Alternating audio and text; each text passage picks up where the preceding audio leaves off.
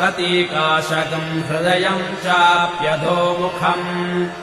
अधो निष्ट्यावितस्याम् तेनाभ्यामुपरि तिष्ठति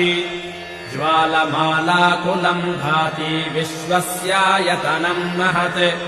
सन्ततगुम् शिलाभिस्तुलम्बत्याकोशसन्निभम् तस्याम् ते सुशिरगुम् सूक्ष्मम् तस्मिन्